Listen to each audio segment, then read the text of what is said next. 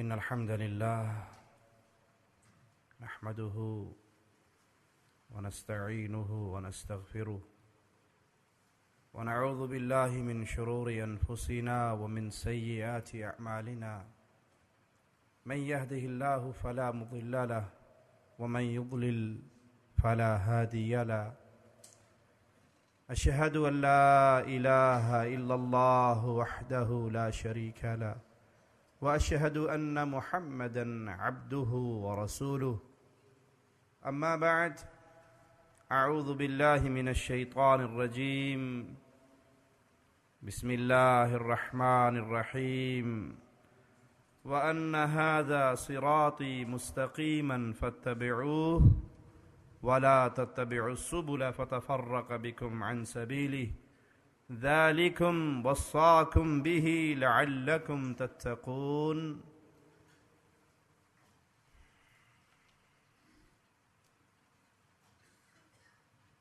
دین اسلام محمد کریم صلی اللہ علیہ وسلم پر نازل ہونے والا آخری دین ہے جو انسان کی زندگی اور اس جہاں کی زندگی کے بعد کے تمام مسائل کو بیان کرتا ہے۔ دین اسلام مکمل ضابطۂ حیات ہے،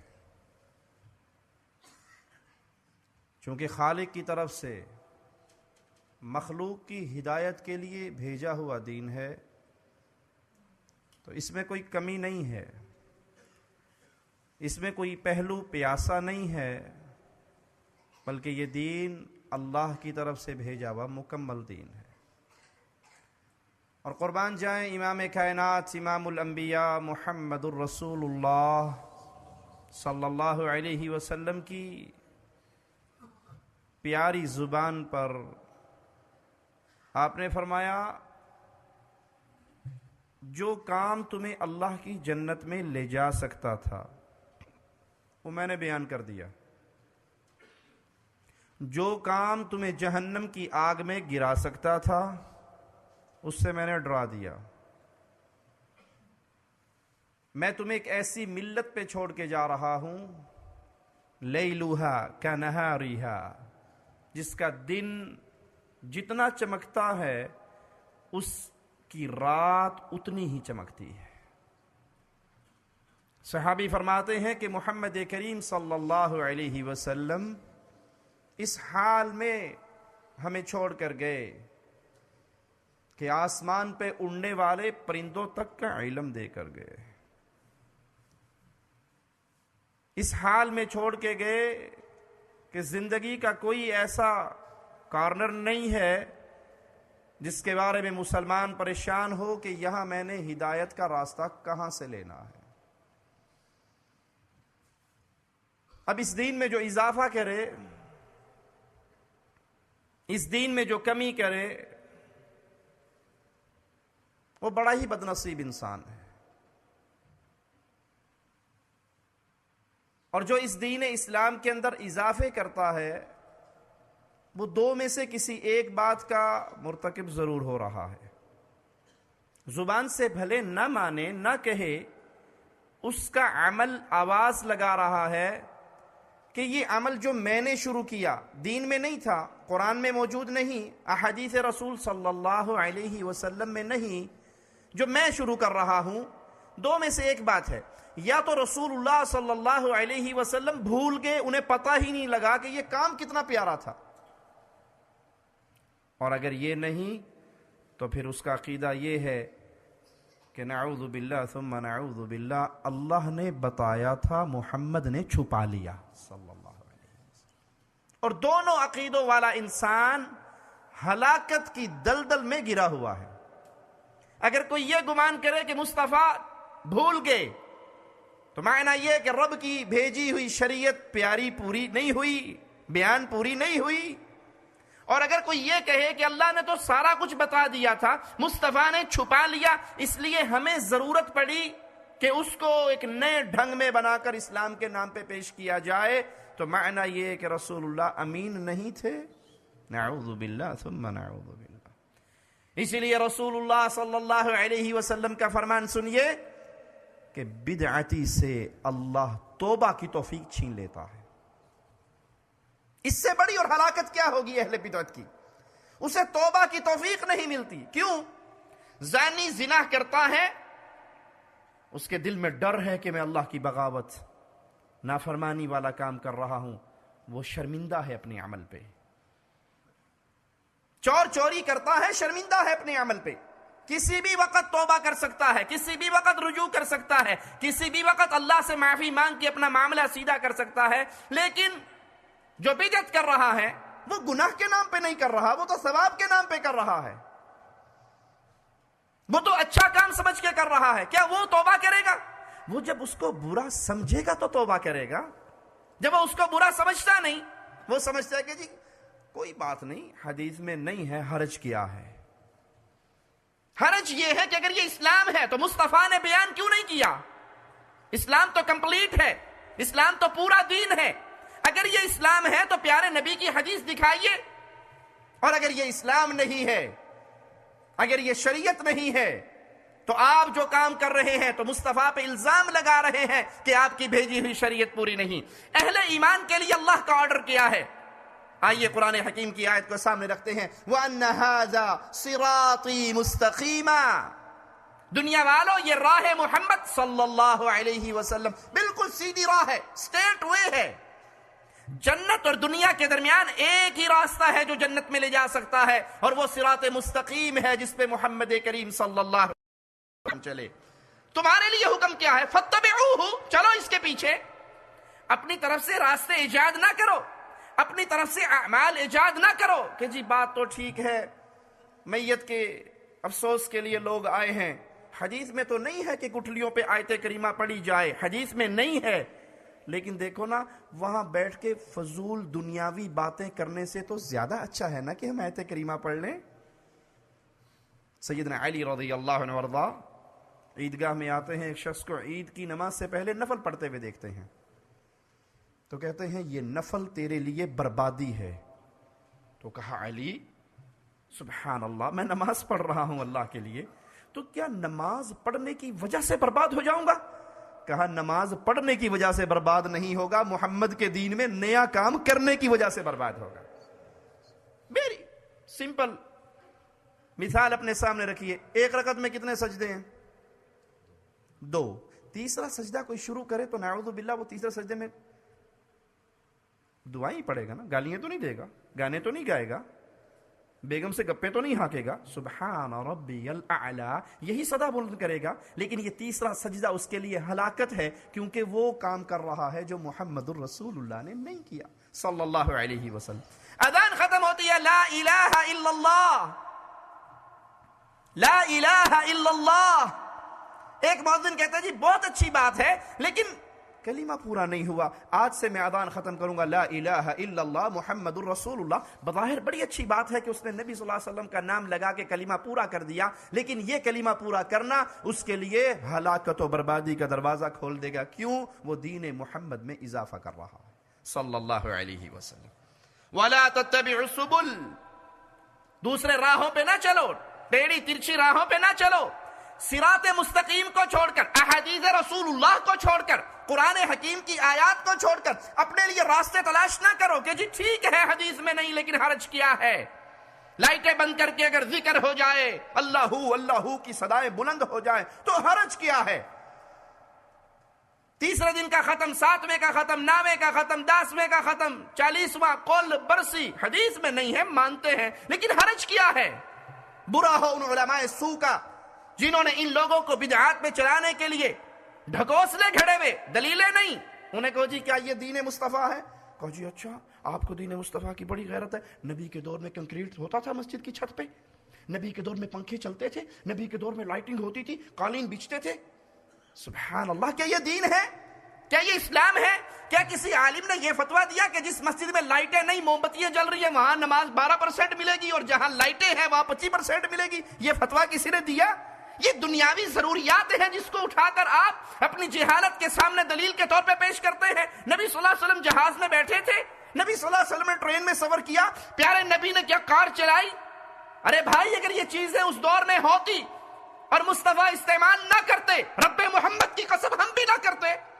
ڈھول اس دور میں تھا، میرے نبی نے اس کی آواز سننا پسند نہیں کی، ہم بھی نہیں کرتے۔ اگر یہ چیزیں وہاں پر ہوتی، مصطفیٰ ترک کرتے، ہم ترک کرتے۔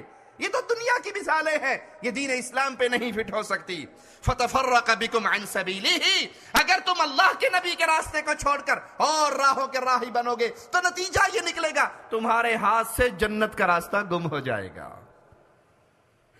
یہاں صراط مستقیم سے مراد قرآن و حدیث کا راستہ، اور اہل بدعت کا راستہ وہ ہے جو قرآن و حدیث سے ہٹا ہوا ہو۔ آئیے مالک کا فرمان سنتے ہیں، وَعَلَى اللَّهِ قَصْدُ السَّبِيلِ وَمِنْهَا جَائِرٌ وَلَوْ شَاءَ لَهَدَاكُمْ أَجْمَعِينَ۔ اللہ پر سیدھی راہ بتا دینا ہے، اور وہ مالک نے بتا دی۔ آؤ چلو محمد کریم کے راستے پر، اتبعوا ما انزل الیکم من ربکم ولا تتبعوا من دونه اولیاء۔ اگر پیچھے چلنا ہے، فٹ پرنٹ پہ قدم رکھنے ہیں، تو وہ صرف ایک راستہ ہے جو محمد کے مبارک سینے پہ نازل ہوا، اس کے اوپر چلتے رہو، اس کو مانتے رہو۔ اس کو چھوڑ کر اپنے کسی ولی، کسی بزرگ، کسی دوست، کسی پیارے کی راستے پہ نہ چلنا، کیونکہ وہ ایک ہستی ہے جس کی ہر بات کی گارنٹی عرش والے نے دی ہے، اور وہ نام ہے محمد الرسول اللہ صلی اللہ علیہ وسلم۔ پیارے حبیب کے علاوہ اور کسی کا ایسا مقام نہیں۔ وَلَوْ شَاءَ، اور اللہ اگر چاہتا، لَهَدَاكُمْ أَجْمَعِينَ، تم سب کو ہدایت دے دیتا۔ لیکن یہ آزمائش ہے دنیا، اس دنیا کی زندگی کے بعد جنت ہے یا جہنم ہے، یہ آزمائش ہے، اور جنت اور جہنم کا فیصلہ ہے امام اعظم، قائد اعظم، رہبر اعظم محمد الرسول اللہ صلی اللہ علیہ وسلم کی مبارک ہستی پر۔ جس کا عمل محمدی ہے، جس کا عمل پیارے نبی کے عمل کے مطابق ہے، اس کے لیے جنت کے دروازے کھلتے جائیں گے، اور جس کا عمل ہے، عملوں کے انبار ہیں، مصطفیٰ کی سنت نہیں ہے، وہ سارے ریت کے ذرات بنا دیے جائیں گے۔ فاروق اعظم رضی اللہ عنہ وارضاہ ایک یہودی کو دیکھتے ہیں جو عبادت کر رہا، بڑی سخت محنت کر رہا، آنکھوں میں آنسو آ جاتے ہیں امیر المومنین کے۔ کہا یہ کتنی محنت کر رہا ہے لیکن اس کا ٹھکانہ جنت نہیں ہو سکتا، کیوں؟ اس کا عمل محمد کریم صلی اللہ علیہ وسلم کی شریعت کے مطابق نہیں۔ اس آیت میں قصد السبیل سے مراد حق کا راستہ، اور ٹیڑھے راستوں سے مراد اہل بدعت کا راستہ، جنہوں نے ہمیشہ دلیل ایک ہی پکڑنی ہوتی ہے، حدیث میں نہیں تو کوئی بات نہیں، کام اچھا ہے۔ ہم کہتے ہیں اچھوں کے سردار محمد الرسول اللہ نے یہ کام بیان نہیں کیا۔ آپ کی عقل میں کوئی چیز اچھی ہو، وہ اس وقت تک اچھی نہیں ہو سکتی جب تک پیارے حبیب کی حدیث نہ آ جائے۔ ہم کہتے ہیں آپ کی عقل تو بہت دور کی بات ہے، سمجھانے کے لیے حدیث سنا دوں۔ اگر صحابی کسی عمل کو اچھا عمل سمجھے اور وہ مصطفیٰ علیہ الصلوۃ والسلام سے منظور شدہ نہ ہو تو صحابی کا عمل بھی اچھا ہو سکتا؟ پیارے حبیب صلی اللہ علیہ وسلم ایک صحابی کے گھر سے نکلتا ہوا خون، لہو دیکھتے ہیں عید کی نماز سے پہلے۔ ما ھذا الدم، یہ خون کیسا ہے؟ کہا یا رسول اللہ صلی اللہ علیہ وسلم، آج میں نے قربانی عید کی نماز سے پہلے ہی کر لی، نیت یہ تھی کہ جلدی سے گوشت تیار کر لوں، نماز پڑھ کے فوراً آؤں، فقراء، ایتام، غریبوں کے اندر میری قربانی کا گوشت تقسیم ہو جائے، اللہ کتنا راضی ہوگا، سب سے پہلے یتیم کے پیٹ میں میری قربانی کا گوشت جائے گا۔ آپ نے فرمایا تو نے گوشت کی بکری کاٹی ہے، قربانی والی بکری نہیں کاٹی۔ اگر تو نے قربانی کو منظور کروانا ہے تو محمد کی سیرت پہ چلتے ہوئے نماز کے بعد قربان کرنا ہوگا صلی اللہ علیہ وسلم۔ پیارے بھائی، یہ صحابی ہے، نیت کتنی پیاری ہے، نیت کتنی اچھی ہے۔ یہ کہنے والوں کے گھر میں درویشوں کو بلا کر ماں کے مرنے پر اگر قرآن حکیم کی تلاوت کروا کے ایصال ثواب کر لیا جائے تو حرج کیا ہے؟ ارے صحابی رسول نیت کر رہے ہیں کہ یتیموں کے منہ میں سب سے پہلے میری قربانی کا گوشت پہنچے، اور پیارے نبی فرما رہے ہیں قربانی نہیں ہوئی دوبارہ کر، اور سنت رسول اللہ پہ چلتا ہوا کر صلی اللہ علیہ وسلم۔ مالک کا فرمان سنیے، ان الذین فرقوا دینہم وکانوا شیعا لست منہم فی شیء انما امرہم الی اللہ، جنہوں نے اپنے دین کو جدا جدا کر دیا، مسائل کو الگ الگ کر دیا، لوگوں کو بانٹ دیا، گروہوں میں بٹ گئے، آپ کا ان سے کوئی تعلق نہیں۔ یاد کیجئے اللہ کی قسم، سنت رسول ایک ایسی چیز ہے جو امت کو جوڑتی ہے، امت کو جمع کرتی ہے، ایک پلیٹ فارم پہ اکٹھا کرتی ہے۔ بدعات ایسی چیز ہے جو امت کو جدا کر دیتی ہے۔ پیارے نبی صلی اللہ علیہ وسلم کی سنت ہے، کسی کے گھر میں میت ہو جائے، آپ کا حکم ہے جنازے کو جلدی لے کر چلو، جنازے کو جلدی لے کر چلو، اس کو جلدی دفناؤ۔ جنازے کی تکفین، تجہیز، اس کی احادیث مبارکہ کے اندر احکامات موجود ہیں، یہ سنت ہے۔ جب سنت کے مطابق جنازہ چلے گا تو پیارے نبی صلی اللہ علیہ وسلم کی امت ایک ہوگی، اس کی صورت ایک ہوگی۔ اور جب سنت کو چھوڑیں گے، میں نے پنجاب کے اندر ایک جنازہ ایسا بھی دیکھا اور میرے پاس وہ ویڈیو صورت میں موجود ہے، اس کا کلپ۔ بندہ مر گیا، باقاعدہ بینڈ باجے والی وردیوں والی ٹیم آ کے اس جنازے کے اوپر باجے بجا رہی ہے اور ڈھول کی دھمک میں اس کو روانہ کیا جا رہا ہے۔ انا للہ و انا الیہ راجعون۔ ایک کلپ اہل بدعت کا مجھے ایسا بھی نظر آیا، وہ میت کی قبر پہ آئے اور دو پارٹیاں بن گئی۔ شاید آپ کے یو کے ہی کا وہ ڈرامہ ہے۔ ایک پارٹی نے قبر کے اوپر کھڑے ہو کے سورت یاسین شروع کر دی اور دوسری پارٹی نے ایک ایک فٹ کے گھنگرو پاؤں میں باندھ کے 6 بندوں نے پرلی طرف ہو کے ناچنا شروع کر دیا اور دھمال ڈالنی شروع کر دی۔ جیسے زبان حال سے کہہ رہے ہو بھی فرشتے اگر آئے تو اسی تو مال پا کے اپنے پاس سے کر لیں گے بھی انہوں کچھ نہ کیا جے سانو ویکھ لو۔ انا للہ و انا الیہ راجعون۔ دین مصطفیٰ امت کو جوڑتا ہے، بدعات امت کو توڑتی ہے۔ اور یاد رکھیے گا، سنت بین الاقوامی ہوا کرتی ہے، آپ جہاں بھی جائیں گے حدیث رسول ایک رہے گی، سنت رسول ایک رہے گی۔ اور بدعت علاقائی ہوتی ہے، جہاں جاؤ گے ہر علاقے کی نئی بدعت نظر آئے گی۔ تو مالک ان کے بارے میں فرماتا ہے آپ کا ان سے کوئی تعلق نہیں، جنہوں نے دین کو ٹکڑوں میں بانٹ دیا، جنہوں نے دین کی شکلیں مختلف بنا دی، آپ کا ان سے کوئی لنک نہیں۔ ان کا معاملہ اللہ کے ساتھ ہے۔ ثم ينبئهم بما كانوا يفعلون۔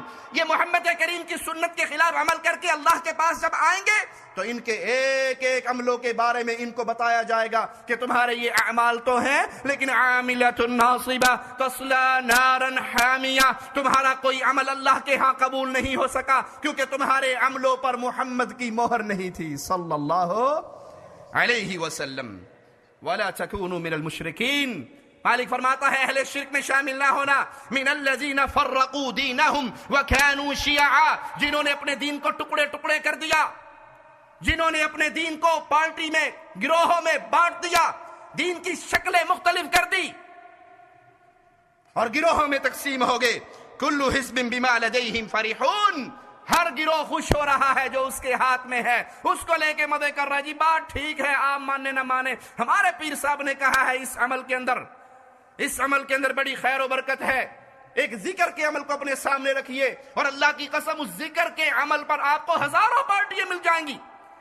پیارے نبی کے صحابی عبداللہ ابن مسعود مسجد میں آئے، لوگوں کو دیکھ کر ڈھیریے پتھر رکھے ہوئے ہیں، گروپ بنے ہوئے ہیں، اور ایک کہتے ہیں سبحان اللہ، سارے کہتے ہیں سبحان اللہ، ایک کہتا اللہ اکبر، سارے کہتے ہیں اللہ اکبر۔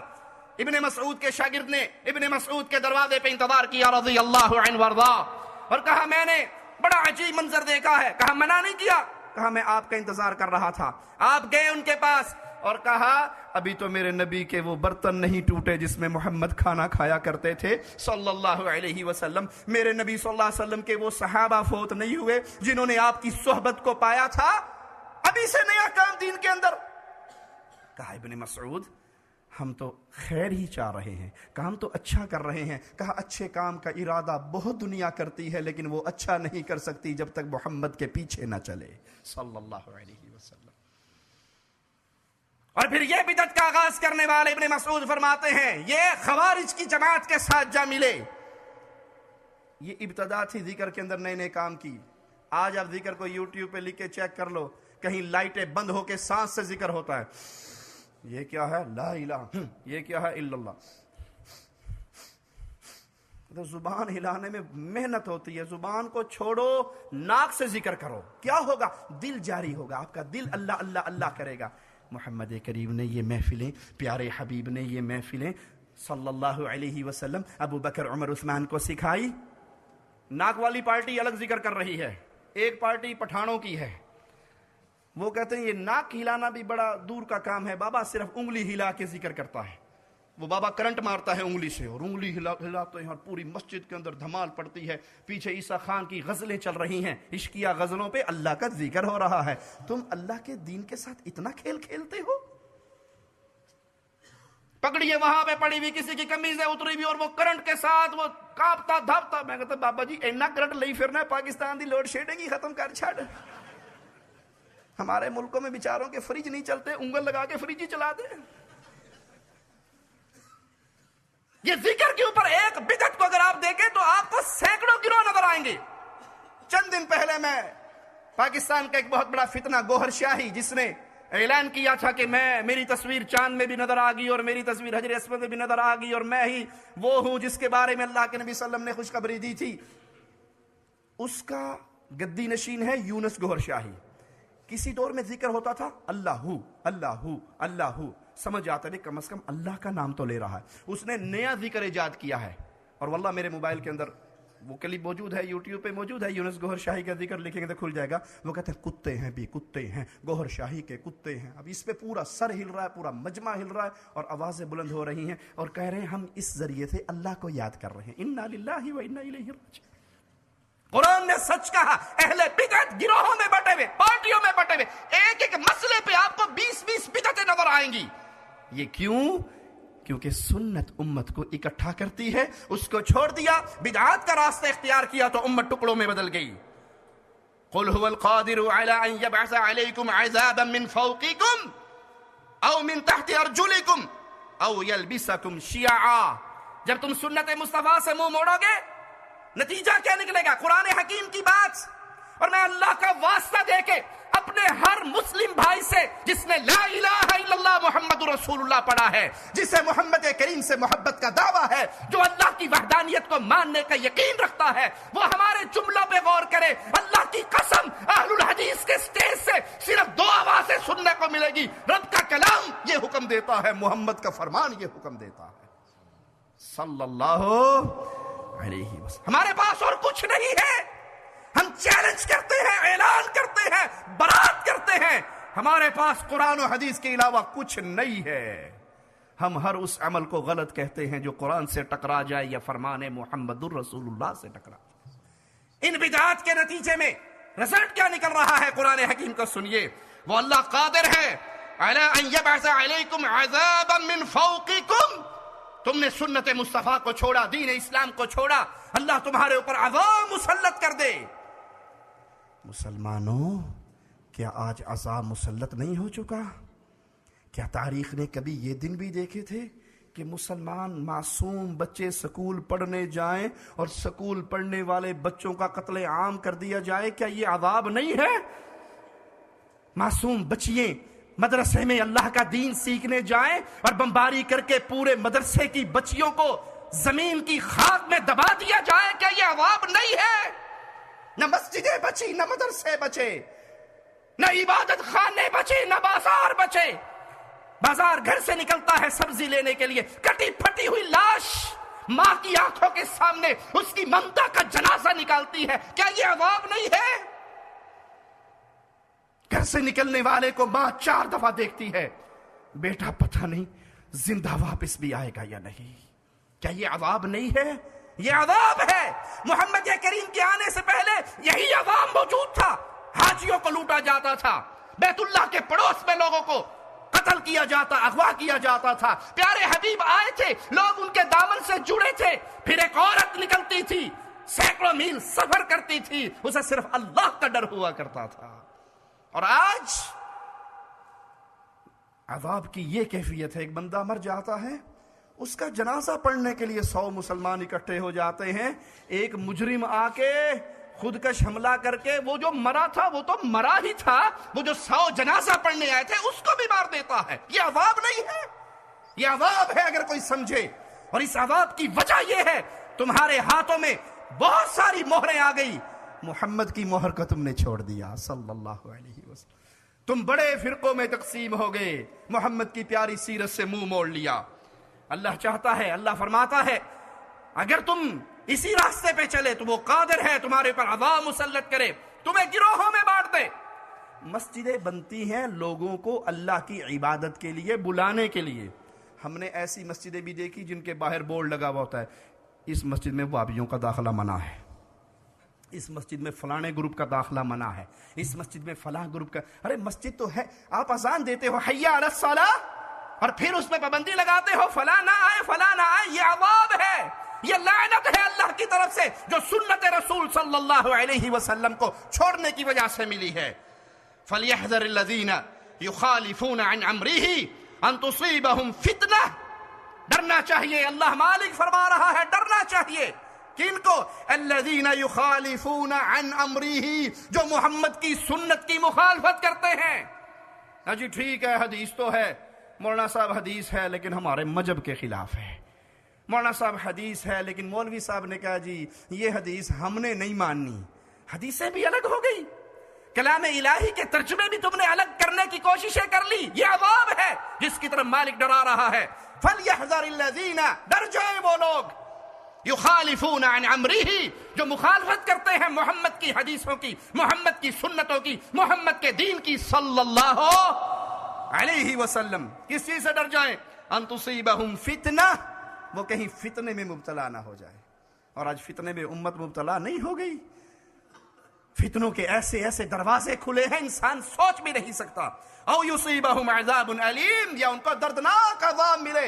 امت پہ عذاب کا کوڑا بھی برس رہا ہے, فتنے کے دروازے بھی کھل گئے ہیں. اس کی وجہ یہ ہے امت نے سنت رسول کو چھوڑ کر بدعت کا رواج عام کر لیا ہے. صرف ایک شیطانی جملہ یاد رکھے جی, حرج کیا ہے؟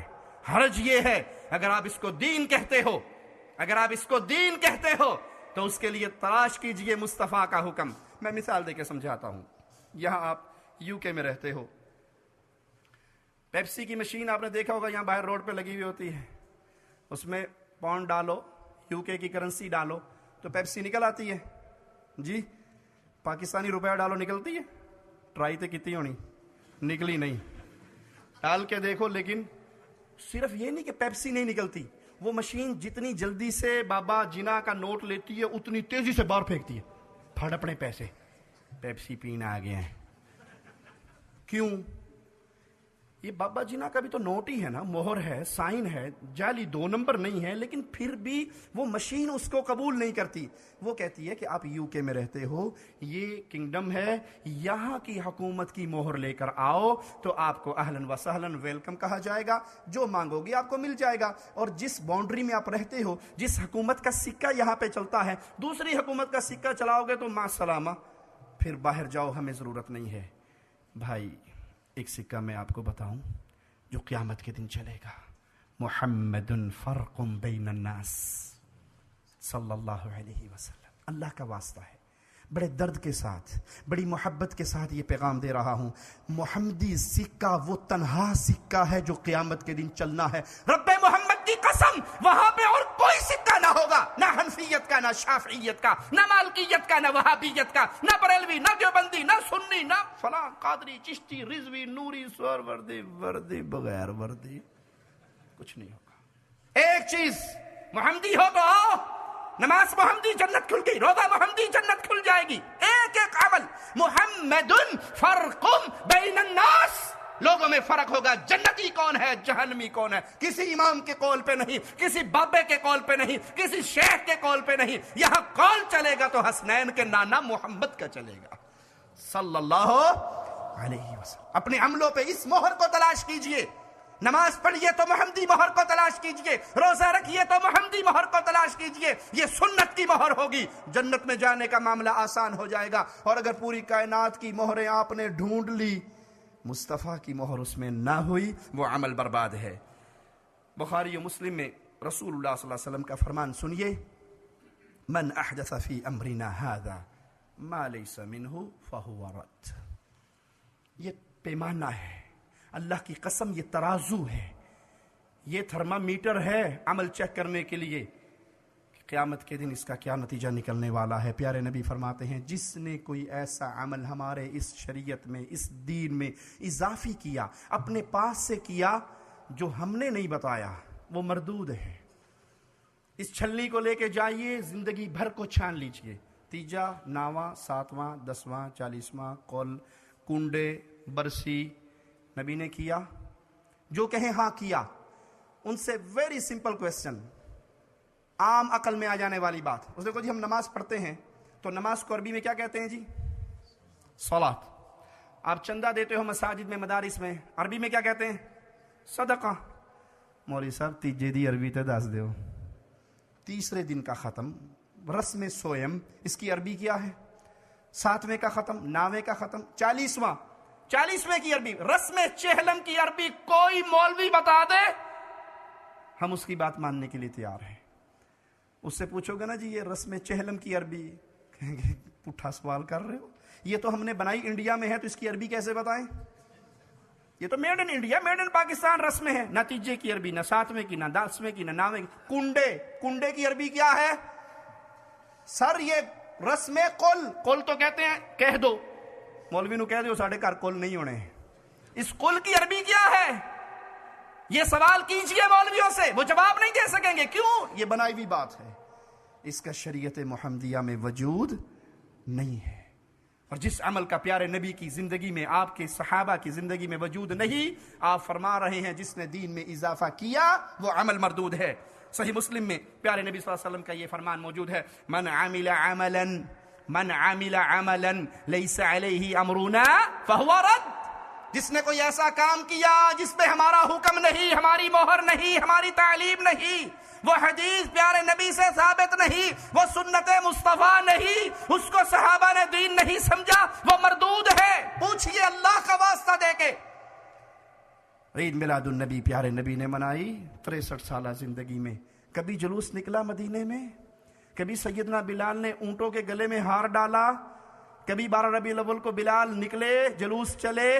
کبھی کنڈے ہوئے، کبھی 7واں ہوا، کبھی کسی صحابی کی قبر پختہ ہو کے اس پہ قبہ بنا، کسی کی قبر پہ چادر چڑھی، کسی کی قبر پہ آگے موم بتیاں جلی. من عمل عملا لیس علیہ امرنا فہو رد. جس نے کوئی ایسا عمل کیا، ایک ہی بات، اتھینٹک بات، کہ وہ نبی سے ثابت نہیں تھا، وہ مردود ہے. جس عمل کی اساس موجود ہو نبی کے دور میں اور وہ عمل نہ کیا جائے. کیا سیدہ خدیجہ پیارے نبی کی زندگی میں فوت نہیں ہوئی؟ سیدہ خدیجہ کے لیے اصال ثواب کا محفل صحابہ نے جمائی، قرآن کلام بخشا ہوا. اللہ کا واسطہ ہے، پوچھئے اپنے بزرگوں سے. اور اگر وہ کہے نہیں اس وقت نہیں ہوا، بھائی عورت تو مری تھی، اس کی قبر پختہ نہیں ہوئی، ولیہ مری تھی. اور خدیجہ ایسی ولیہ ہے جس کے لیے آسمان سے جبریل آ کر کہا کرتا تھا، اے مصطفیٰ خدیجہ کو رب کا سلام کہہ دو، اس کو کہہ دو رب نے تیرے لیے جنت میں موتی کا محل بنایا ہے. جس کے جنتی ہونے میں کوئی شک نہیں تھا، اس کا مزار کیوں نہ بنا، اس پہ میلے کیوں نہ لگے، اس پہ عرس کیوں نہ لگے، اس پہ چادریں کیوں نہ چڑھی، اس پہ اگربتیاں موم بتیوں کی لائٹنگ کیوں نہ ہوئی. اگر یہ دین تھا تو مصطفیٰ خدیجہ کی قبر پہ کرتے، سید الشہداء امیر حمزہ کی قبر پہ کرتے. اور اگر نہیں تو اللہ کی قسم یہ سب بدعات ہیں جو سنت مصطفیٰ کو چھوڑ کر تم نے غیروں کی تقلید میں اپنا لی ہیں. پیارے نبی فرما رہے ہیں کہ ایسا اصول دے کے جا رہے ہیں، جس نے کوئی ایسا عمل کیا جس پہ میری مہر نہیں وہ مردود ہے. صحیح مسلم میں پیارے نبی صلی اللہ علیہ وسلم کا یہ فرمان ہے، آپ نے فرمایا جس نے کسی کو ہدایت کی طرف بلایا، جس نے کسی کو ہدایت کی طرف بلایا تو اس کو ہدایت کی طرف بلانے کا پورا ثواب ملے گا. جتنے لوگ اس کی آواز کو سن کے راہ ہدایت کے راہی بنیں گے، سارا ثواب اس کو بھی ملے گا. ملیونیر ہونے کی خواہش رکھنے والوں، کاروبار شروع کرتے مولوی کے پیچھے پڑنا، مولوی صاحب دعا ہی کر چھڈو. ایک تاجر کو میں نے فون کیا، میں نے کہا شیخ کیا حال ہے؟ کہتا دعا کی بڑی سخت ضرورت ہے. ویسے بھی شیخ فیملی سے تھا، وہ میرے دوست تھے، تو میں نے ویسے پوچھا کہ میں شیخ صاحب کی دعا کراں؟ کہتا دعا کرو اللہ کرے پیسے نہ سلا بھی آ جائے. انا للہ و انا الیہ راجعون. کوئی حرج نہیں، حلال طریقے سے سلاب بھی آ جائے تو لوٹ لو، اللہ کی نعمتیں ہیں. لیکن سوال، اس سے بڑی اللہ کی قسم کوئی تجارت نہیں ہے جو محمد نے بتائی ہے صلی اللہ علیہ وسلم. جس نے ہدایت کی طرف بلایا، اس کے پیچھے اس کی آواز سن کے جتنے لوگ ہدایت کے راستے پہ آئے، سب کا ثواب اس بلانے والے کو اللہ دے گا. اگر آپ آواز لگاتے ہو بھائیو، سیدنا علی نے اللہ سے مانگا، محمد کریم نے اللہ سے مانگا، موسیٰ علیہ السلام نے اللہ سے مانگا، سیدنا یونس علیہ السلام نے اللہ سے مانگا، ابراہیم علیہ السلام نے اللہ سے مانگا، تم بھی اللہ سے مانگو۔ جو فوت ہو گئے وہ جنتوں میں چلے گئے، قبروں میں دفن ہو گئے، دنیا میں ان کا کوئی اختیار نہیں ہے۔ آپ کی آواز سن کے اگر کوئی یا علی کہنے سے باز آ گیا، آپ کی آواز سن کے کسی نے اپنی پیشانی کو قبروں سے اٹھا کے مولا کے سامنے جھکانا شروع کر دیا، آپ کی آواز سن کے گلے میں پڑے ہوئے تعویذوں کو توڑ دیا، آپ کی آواز سن کے قرآن حکیم سے جڑ گیا، آپ کی آواز سن کے سنت مصطفیٰ سے جڑ گیا، جب تک زندہ رہے گا جتنی نیکی یہ کرے گا سارا ثواب آپ کے اکاؤنٹ میں آئے گا۔ یہ ہے تجارت، یہ ہے ثواب کا راستہ جس کو ہم بھول گئے۔ ہم کہتے ہیں جی مولوی صاحب اتنا زور نہ لگائیں، ہمیں توحید سمجھ آ گئی ہے اور ہم نے مان لی ہے الحمدللہ۔ ہم کہتے ہیں آپ کی ساری باتیں ٹھیک ہیں، لیکن دیکھو نا میں کسی اور کو کہوں گا تو انہوں پتہ لگ جائے گا بھابیاں دا کر رہے ہیں۔ یہ کام آپ کے ذمہ، روڑا پائی رکھو، سانو نہ کچھ کہو، ہم سے جو چندہ لینا ہے وہ لے لو، لیکن ہم کسی کو دعوت دیں، ہم اپنے دروازے پہ آئے ہوئے سے کہیں کہ یہ کنڈوں کا حلوہ ہم نے نہیں لینا، ہم کہیں کہ یہ حسین کے نام کی سبیل ہم نے نہیں لینی، ہم کہیں تو وہ الیکشن میں ووٹنگ جب ہوتی ہے تو بیڑا غرق ہو جائے گا، میری زندگی میں بھابی ہے کنے جڑے ووٹ پان گے۔ تو اس کا معنی یہ ہے کہ ہم نے محمد کی سنت کو چھوڑ دیا۔ پیارے نبی صلی اللہ علیہ وسلم فرما رہے ہیں اس کے ثواب میں کوئی کمی نہیں ہوگی، جتنی نیکی وہ کریں گے اتنا اجر اس کو بھی ملے گا۔ اور جس نے گمراہی کی طرح بلایا، سنیے اور سنائیے، یاد کیجئے اور آگے پہنچائیے، جس نے گمراہی کی طرف بلایا، جس نے قبروں کے سجدوں کی طرف بلایا، جس نے مردوں کو غوث اعظم کہنے کی طرف بلایا، جس نے غیر اللہ سے مدد مانگنے کی طرف بلایا، جس نے غیر اللہ سے امیدیں لگانے کی طرف بلایا، تو پھر وہ سارا گناہ اس کے ذمہ ہوگا۔ اس کے پیچھے جتنے چلیں گے وہ سب گناہگار ہوں گے، ان کے اکاؤنٹ میں گناہ کم نہیں ہوں گے، لیکن سارا گناہ اس مولوی کے کھاتے میں بھی پڑیں گے جو گمراہی کی طرف چلا رہا ہو۔ جو سنت کی طرف بلائے اہل سنت کے سارے ثواب لے جائے، جو بدعت کی طرف بلائے وہ اہل بدعت کا سارا گناہ لے کے جائے گا۔ بخاری و مسلم میں ہے، سیدنا حذیفہ رضی اللہ عنہ سے روایت ہے، فرماتے ہیں میں نے پیارے نبی سے ہمیشہ لوگ خیر کا سوال کرتے تھے، میں شر کا سوال کرتا تھا۔ لوگ خیر کے بارے میں پوچھتے تھے، میں شر کے بارے میں پوچھتا تھا، اس ڈر سے کہ بے علمی میں کہیں شر کے چنگل میں پکڑا نہ جاؤں۔ آج بھی لوگ کہتے ہیں جی مول صاحب ٹھنڈی میٹھی گلاں کریا کرو، میٹھی میٹھی باتیں کیا کریں، ہاتھ ہلکا رکھا کریں۔ پیارے بھائی جب آپ کو یہ پتہ ہی نہ ہو کہ شرک ہے کیا تو آپ کیسے فیصلہ کرو گے یہ حلال ہے یہ حرام ہے، یہ گناہ ہے یہ ثواب ہے، جب تک آپ یہ جانو ہی نہ کہ بیماری ہے کیا۔ اس لیے لازم ہے اہل ایمان پہ وہ توحید کو بھی سمجھے اور اللہ کے ساتھ ہونے والے شرک کو بھی سمجھے، اس لیے کہ کہیں غلطی سے اس کے اندر گر نہ جائے۔ کہا میں جان بوجھ کے شر کے بارے میں زیادہ سوال کیا کرتا تھا، تو میں نے کہا اللہ کے نبی صلی اللہ علیہ وسلم آپ کے آنے سے پہلے ہم شر میں مبتلا تھے، بتوں کی پوجا کیا کرتے تھے، آپ آئے اللہ نے ہمیں وہ خیر عطا فرمائی جو کسی اور کے نصیبے میں نہیں آئی، کہ اس کے بعد بھی کوئی شر ہے؟ آپ نے فرمایا ہاں حذیفہ اس کے بعد پھر شر آئے گا۔ کہا میں نے پوچھا اس شر کے بعد بھی کوئی خیر آئے گی؟ کہا ہاں اس کے بعد خیر آئے گی، لیکن اس خیر میں فساد ہوگا۔ میں نے کہا وہ فساد کیا ہے؟ پیارے نبی کی حدیث صحیح بخاری صحیح مسلم قرآن کے بعد اتھینٹک ترین بکس ہے، سیدنا حذیفہ کی روایت ہے اس شر کے بعد خیر آئے گی لیکن خیر میں کچھ فساد ہوگا۔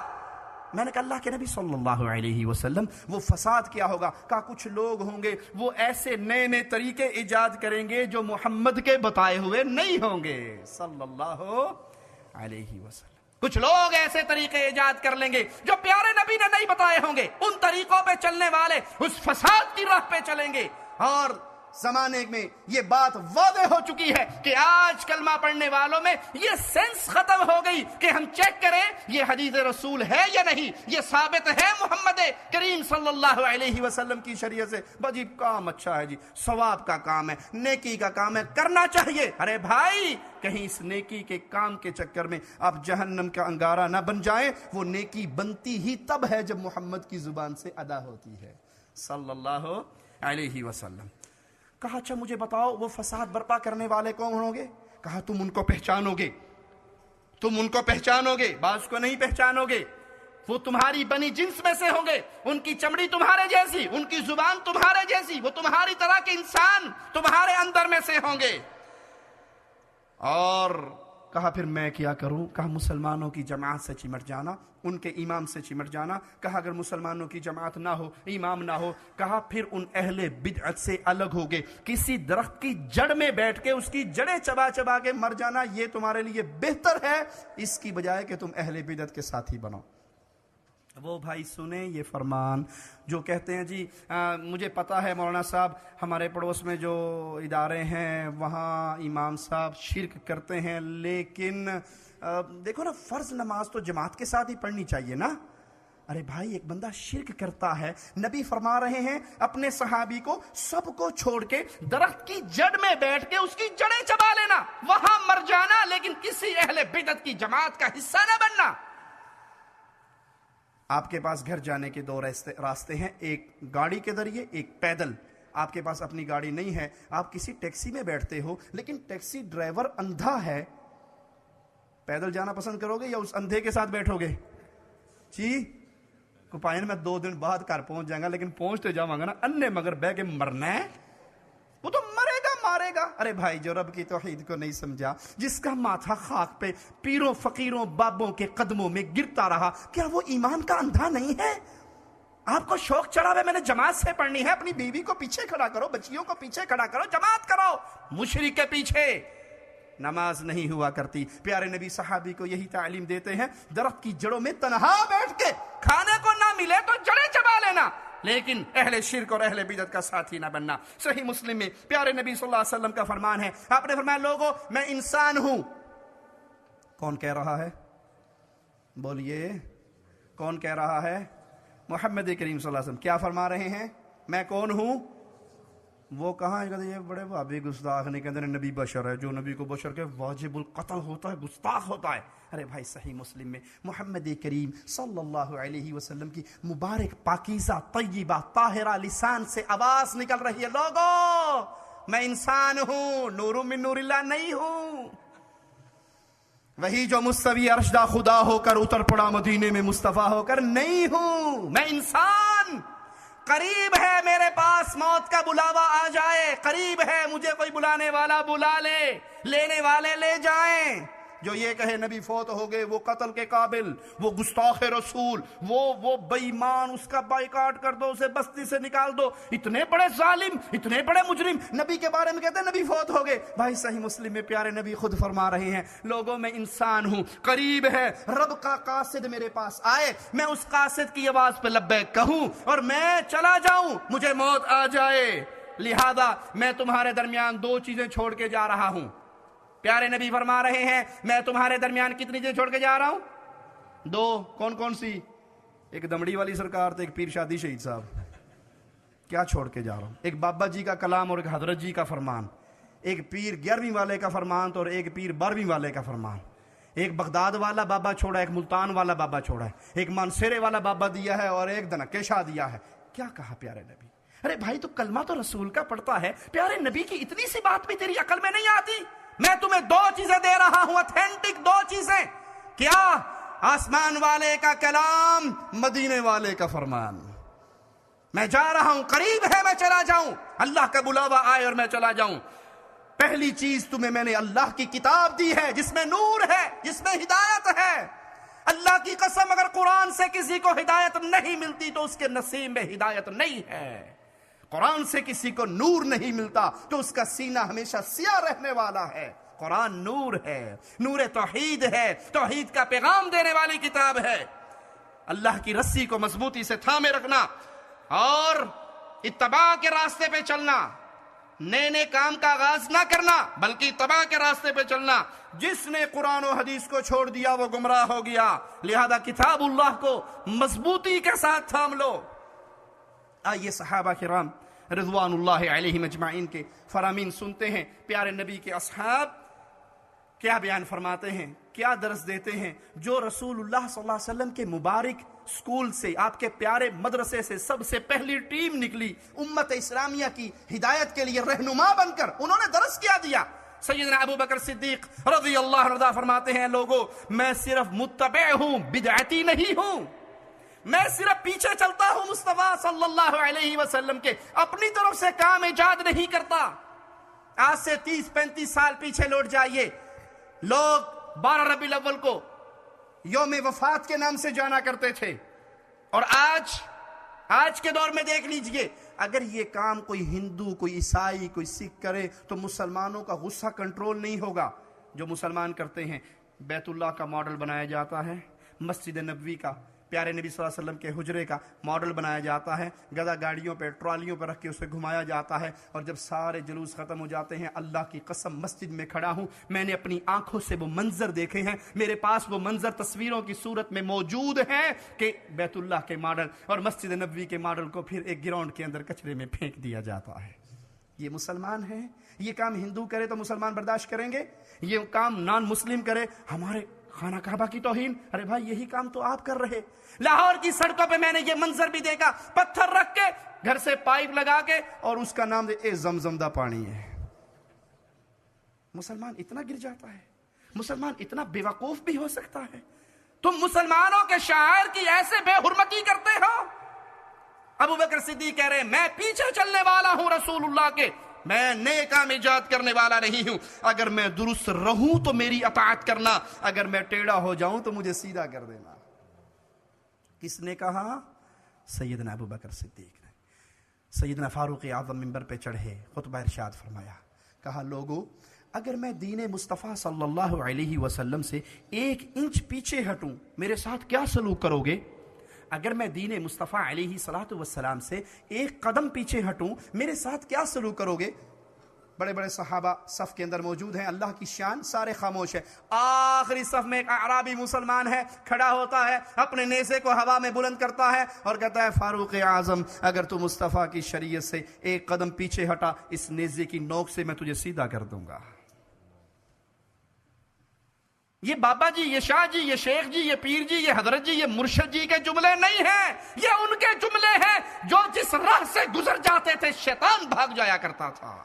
ये उनके जुमले हैं जिनको मुस्तफ़ा ने कहा था, तेरी कुरान उतरता अल्लाह के हुक्म से है, लेकिन उमर तेरी राय अक्सर ऐसी आती है कि रब उसको कलाम बना के उतार देता है। कमा क़ाल अलैहि सलातु वस्सलाम।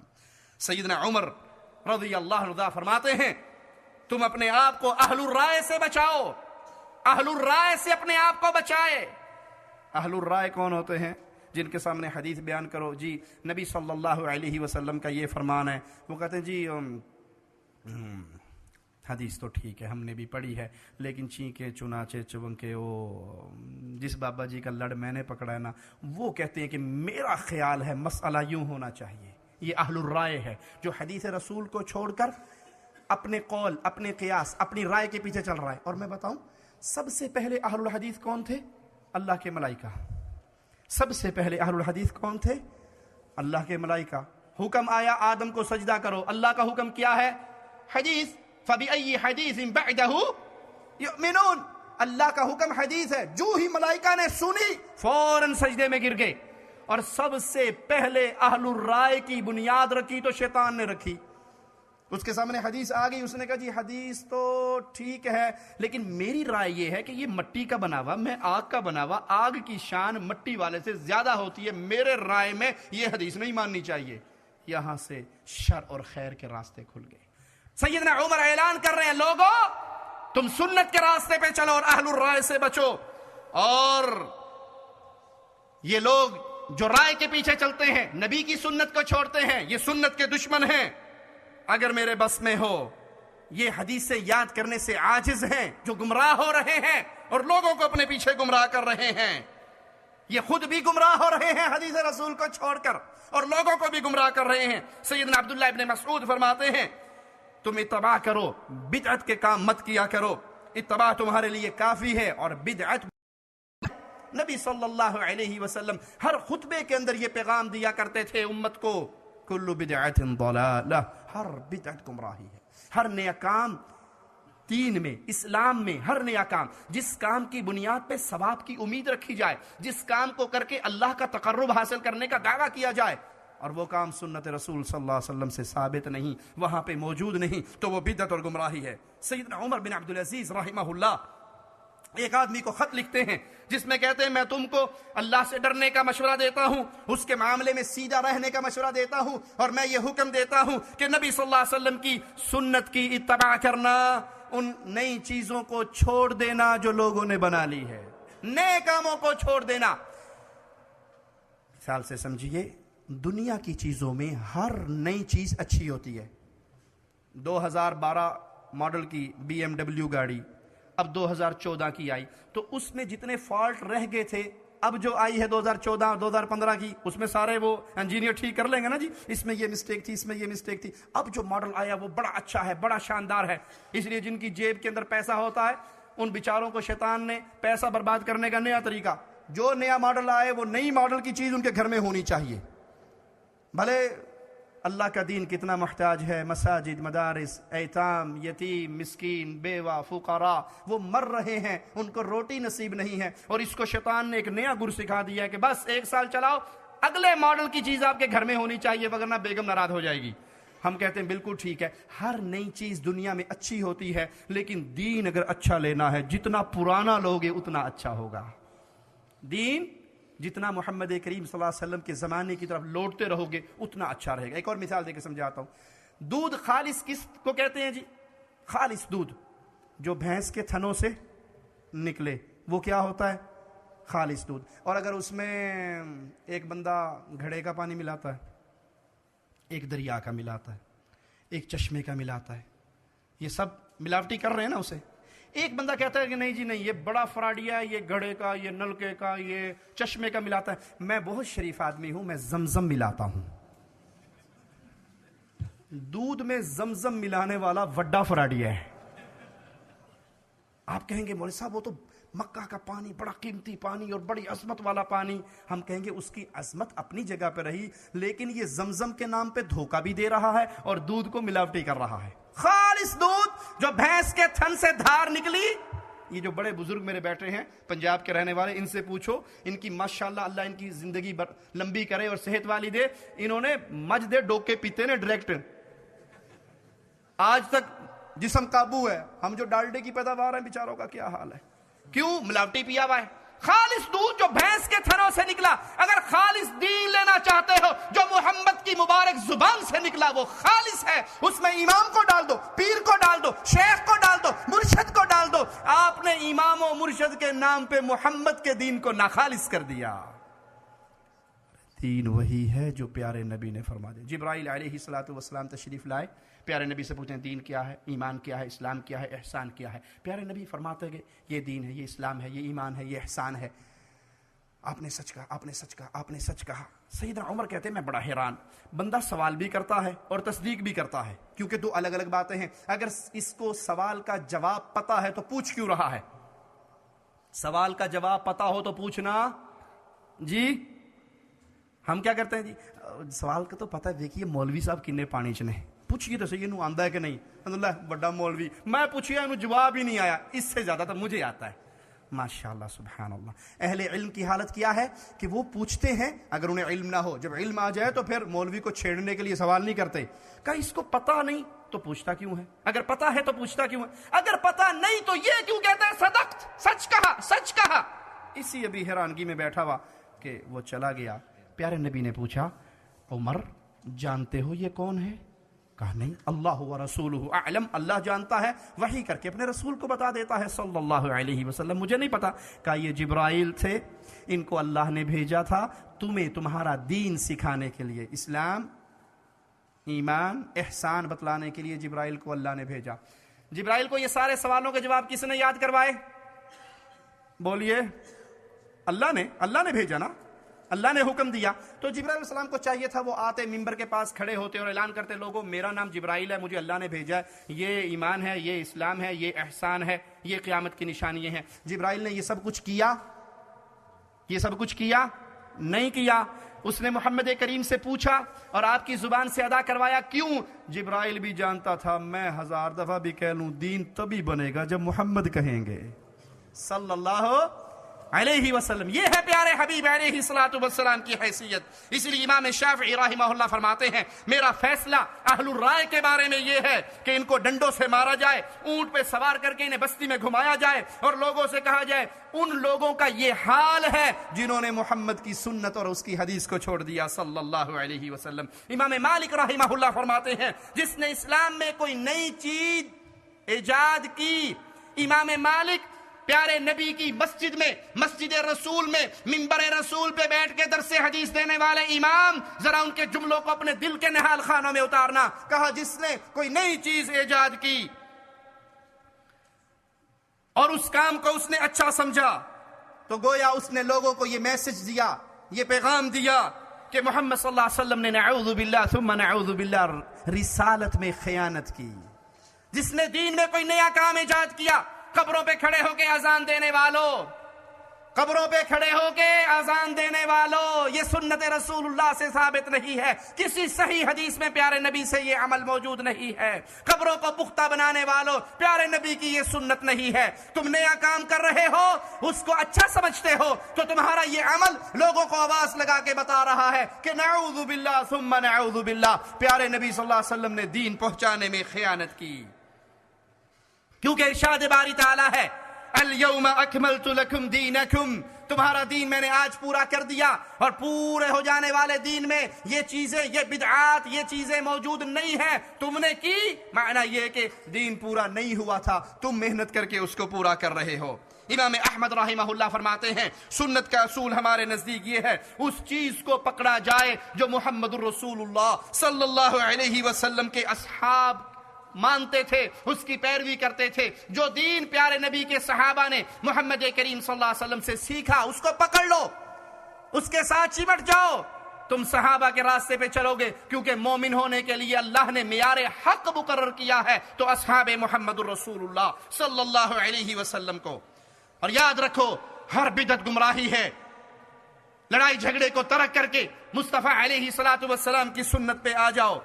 بدعت قابل مذمت کیوں ہے، بری چیز کیوں ہے؟ کیا وجہ ہے بدعت کو اتنا برا کہا گیا شریعت میں؟ اس کی وجہ یہ ہے کہ شریعت میں وحی کے بغیر صرف عقل سے رہنمائی نہیں لی جا سکتی۔ بدعت کرنے والا اپنی عقل سے ایجاد کرتا ہے نا، اپنی سوچ سے ایجاد کرتا ہے۔ ایک پیر صاحب کو ہم نے دیکھا، ایک غریب مر گیا، اس کا جنازہ پڑھنے کے لیے وہ تشریف لائے، تو جنازہ پڑھنے سے پہلے کہنے لگے کہ اے جڑا بندہ مریا ہے اے میرا مرید نہیں سی، تے میں اینو بغیر اپنا مرید کیتے قبر چ نہیں پا سکنا۔ مرتے گیا ہے لیکن کوئی گل نہیں، میں کفن کھول کے دا ہاتھ کڈاں گا تے پھر میں ایدی بیعت کیناں گا تے پھر اینو اپنا مرید بنا کے سلسلے چ واڑ کے تے پھر جنت چ بھیجاں گا۔ واللہ الذی لا الہ الا ہو، اللہ کی قسم وہ ویڈیو میرے پاس موجود ہے، اپنی آنکھوں سے میں نے اس ویڈیو کو دیکھا۔ اس نے کفن کھولا، اس مردے کا ہاتھ نکالا اور پھر اس کو قادری بنایا، اور قادری بن گیا، ہن جاؤ پتر، ہن یہ اللہ کا ولی بن گیا، میرا مرید بن گیا، اس کا نام پیر عبد القادر جیلانی کے رجسٹر میں بذریعہ ای میل میں نے بھیج دیا، وہاں درج ہو گیا۔ اب یہ اتنا پہنچ گیا ہے کہ اس کی قبر پہ چیڑا آئے گا تو اسے پتہ لگ جائے گا، اس کی قبر پہ چیڑی آئے گی تو اسے پتہ لگ جائے گا۔ انا للہ و انا الیہ راجعون۔ یہ مذاق ہے محمد کریم صلی اللہ علیہ وسلم کی شریعت سے۔ شریعت وحی کے بغیر پوری نہیں ہوتی، اور وحی میں عقل کے ذریعے کوئی چیز داخل نہیں کی جا سکتی کہ ہماری عقل میں یہ بات آئی ہے، یہ ضروری ہے۔ شریعت مکمل ہو چکی ہے، اس میں اضافہ اور کمی نہیں ہو سکتی۔ بدعتی شریعت کا دشمن ہے کہ وہ شریعت کے مقابلے میں اپنی عقل، اپنی سوچ، اپنے بزرگ کی سوچ، اپنے شیخ کی سوچ کے ذریعے فیصلے کرتا ہے۔ بدعتی اپنی خواہشات کے پیچھے چلتا ہے کہ جی میرا جی چاہتا ہے یہ کام ایسے ہو، میرا جی چاہتا ہے۔ وہ اپنے جی کو محمد کریم کی حدیث کے تابع نہیں کرتا، بلکہ اپنی جی کو جو اس کے جی میں آتا ہے اس کو اسلام کا چولا بنا کر پیش کر دیتا ہے۔ بدعتی شریعت سازی کرتا ہے جو صرف رب کا حق ہے۔ شریعت سازی کس کا حق ہے؟ شریعت بنانا کس کا حق ہے؟ اللہ کا حق ہے۔ اور بدعتی وہ اپنے پاس سے دین کے اندر نئے نئے کام بنا کر اللہ کے حق پہ ڈاکہ ڈالنے کی کوشش کرتا ہے۔ اور بدعت کا دین میں حکم کیا ہے وہ یاد رکھ لیجئے، بدعت گمراہی ہے، ہلاکت ہے، بربادی ہے، جہنم میں لے جانے والا عمل ہے، اور اتنی خطرناک چیز ہے کہ رسول اللہ صلی اللہ علیہ وسلم نے فرمایا جس نے بدعتی کی عزت کی، تکریم کی، گویا اس نے دین محمد کی بلڈنگ کو گرانے میں مدد دی۔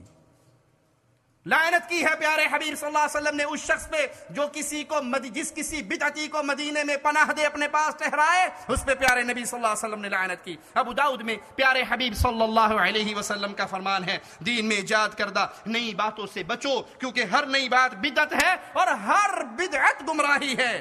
صحیح مسلم میں پیارے نبی صلی اللہ علیہ وسلم کا یہ فرمان موجود ہے، من عمل عملا لیس علیہ امرنا فہو رد۔ ہر نیا کام جو شریعت محمدیہ کے اندر نیا کیا جائے پیارے نبی سے ثابت نہ ہو وہ بدعت ہے، وہ گمراہی ہے، اور وہ انسان کو ہلاکت کی طرف لے کر جاتی ہے۔ اللہ سے دعا ہے اللہ ہمیں خیر کے راستے پہ چلائے، اللہ ہمیں سنت کے راستے پہ چلائے، اللہ ہمیں بدعات سے بچائے، اللہ ہمیں پیارے نبی صلی اللہ علیہ وسلم کی اطاعت کرنے کی توفیق عطا فرمائے۔ پیارے نبی وہ پیارے نبی تھے، یہودی صحابہ کو طعنہ دیا کرتے تھے کہ تمہارے نبی بڑے عجیب ہیں، سبحان اللہ، تمہیں طہارت تک کے مسائل بتاتے ہیں، تمہیں طہارت تک کا طریقہ بتاتے ہیں، حالانکہ یہ ان کا مذاق نہیں بلکہ اسلام کے ایک کمپلیٹ نظام حیات ہونے کی طرف دلیل ہے کہ اسلام میں طہارت تک کی باتیں بتائی گئی ہیں، استنجے کی باتیں بتائی گئی ہیں، نماز کے مسئلے بتائے گئے ہیں۔ دین اسلام صرف مسجد کا دین نہیں ہے بلکہ پوری زندگی آپ کی شادی بیاہ، معاملات، بیویوں کے ساتھ سلوک، گھر والوں کے ساتھ سلوک، ماں باپ کے ساتھ سلوک، یہ ساری چیزیں دین اسلام کے اندر موجود ہیں۔ اللہ ہمیں پورے دین اسلام پہ عمل کرنے کی توفیق عطا فرمائے۔ میں اپنے جملے کو پھر دہراؤں گا بھائیوں، بڑی محبت سے، بڑے پیار سے، کسی کو چھیڑنے کے لیے نہیں بلکہ میسج دینے کے لیے۔ دین اسلام لنگڑا لولا اندھا کانا دین نہیں ہے جس میں کوئی چیز ہندوؤں سے لینی پڑے، کوئی چیز کمیونسٹوں سے لینی پڑے، کوئی چیز سوشلسٹوں سے لینی پڑے، کوئی چیز کسی اور کافر سے لینی پڑے۔ نہیں، یہ دین سیاست بھی دیتا ہے، دین بھی دیتا ہے، اس کے اندر عبادت کے معاملات بھی آتے ہیں، معاشرت کے معاملات بھی آتے ہیں، تجارت کے معاملات بھی آتے ہیں۔ بس ایک نقطہ اپنا فٹ کر لیجئے اپنی آنکھوں میں، میں نے کوئی بھی عمل کرنا ہے، میں نے کسی سے بھی سوال کرنا ہے، پہلے پوچھنا ہے مجھے بتائیے پیارے نبی کا طریقہ کیا تھا، پیارے نبی صلی اللہ علیہ وسلم کی سنت کیا تھی۔ جب آپ اس طرح دین کو سیکھیں گے، اس طرح دین پہ عمل کریں گے، مولوی صاحب سے پوچھیں مولوی صاحب بتائیے، وہ وقت گزر گیا جب لوگ کہا کرتے تھے 2 رکعت نماز انیرا جو حال امام دا اوہی میرا۔ اب مجھے بتائیے آیت قرآن کی کون سی ہے، سورت قرآن کی کون سی ہے؟ یہ جو مسئلہ آپ نے بتایا ہے یہ صحیح بخاری میں ہے، مسلم میں ہے، ابو داؤد، ترمذی، نسائی، کس کتاب میں ہے؟ ارے بھائی، دنیا کے مسئلوں میں پوری تحقیق کرنے والے، جوتی لیتے ہوئے 3 مارکیٹوں کے دھکے کھانے والے، کپڑا لیتے ہوئے جاپان کی مہر تلاش کرنے والے، کیا دین اسلام کی اتنی بھی ویلیو نہیں ہے کہ ہم کوئی بھی مسئلہ، کوئی بھی طریقہ لینے سے پہلے یہ سوچ لیں کہ پیارے نبی صلی اللہ علیہ وسلم کا کیا طریقہ ہے؟ اللہ سے دعا ہے اللہ ہمیں حق سچ کہنے، سننے، عمل کرنے، آگے نشر کرنے کی توفیق عطا فرمائے۔ جب تک زندہ رکھے، ایمان پہ رکھے، مصطفیٰ کی محبت پہ رکھے، اہل بیت کی محبت پہ رکھے، اصحاب رسول اللہ کی محبت پہ رکھے، اولیاء اللہ کی محبت پہ رکھے، اور جب موت دے اس حال میں دے اللہ ہم سے راضی ہو، ہم اپنے اللہ سے راضی ہوں۔ اقول قولی هذا واستغفر الله لي ولكم ولسائر المسلمين فاستغفروه انه هو الغفور الرحيم۔